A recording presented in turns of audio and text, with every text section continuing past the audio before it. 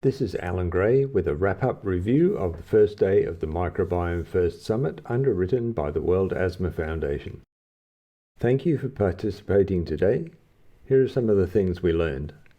From Rodney Dietert's keynote, The Big Picture View of Our Tiny Microbes, we learned his vision for sustainability in healthcare and his perspective on a variety of healthcare topics, including missing microbes cause infectious and immune-inflicted chronic diseases.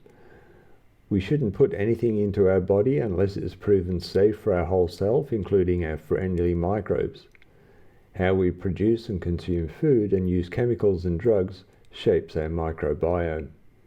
The key to sustainable healthcare is personalized, whole human, microbiome-first management. Healthcare must address root causes and not just symptoms.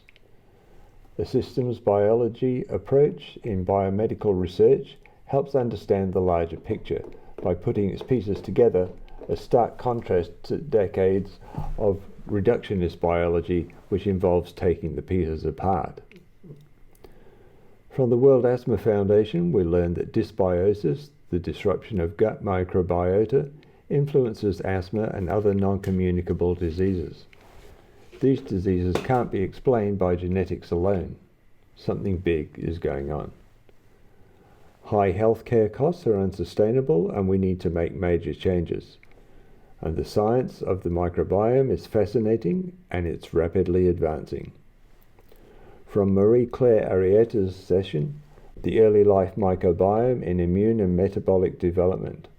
Recent human and animal microbiome studies revealed that factors known to impact development of the bacterial microbiome also affect the fungal microbiome, such as gestational age at birth, breastfeeding status, and antibiotics. Strong inter-kingdom interactions take place inside the gut, while the microbiome exhibits increased inter-individual variability. Certain fungi are stable colonizers. The research showed that the gut microbiome plays an important role in disease states related to host immunity and energy metabolism. Some persistent species, such as Candida, play an important role in host microbiome immune crosstalk. Some mechanisms by which fungi interact with immune development have been seen, but most are unknown. Further investigation is needed.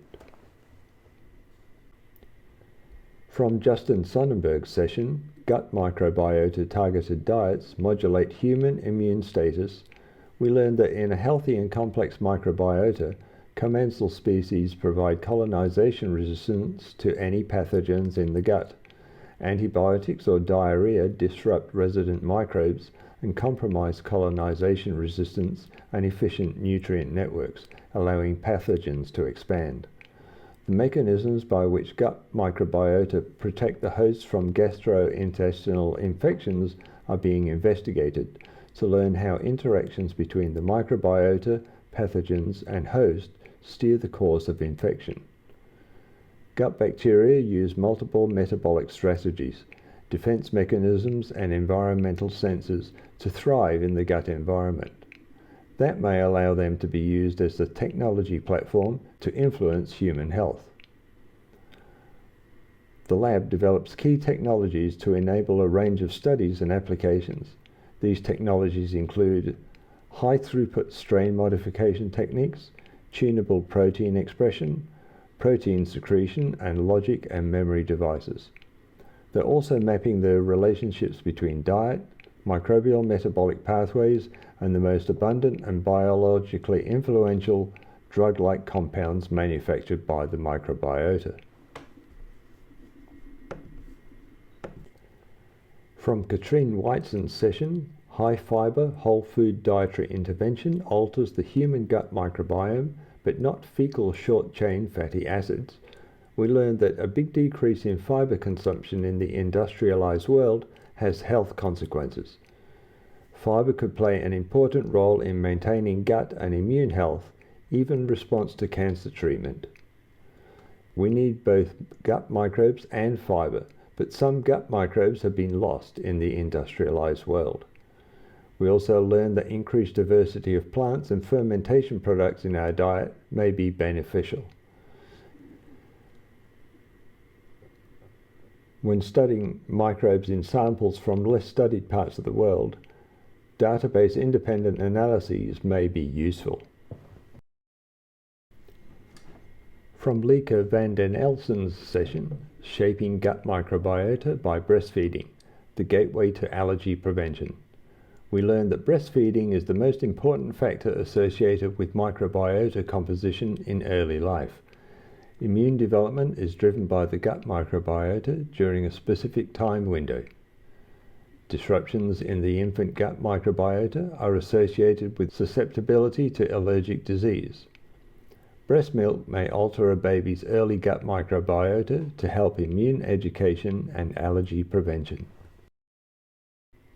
From Lisa Azizadeh in her session, Metabolite-Based Dietary Supplementation in Human Type 1 Diabetes is associated with microbiota and immune modulation, we learned that gastrointestinal dysfunction is one of the most prevalent physiological symptoms of autism.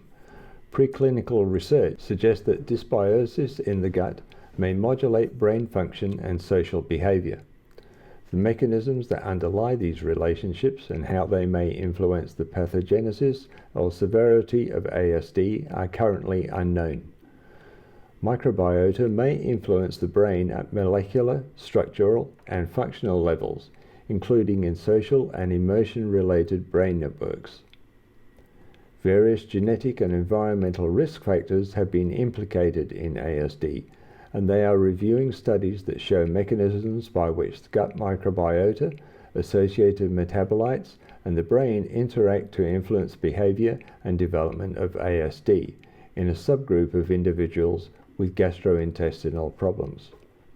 And finally, a better understanding of interactions between the microbiome and brain behavior may help create new therapies aimed at modulating this system to alleviate both behavioral and physiological symptoms for people with ASD. We've really enjoyed presenting these speakers today. We hope you enjoyed the presentations and that you'll help us share this site with your friends, colleagues, students, and people who may benefit from the information. We hope you'll come back tomorrow and listen to the great sessions on day 2. This is Alan Gray for the Microbiome First Summit, underwritten by the World Asthma Foundation.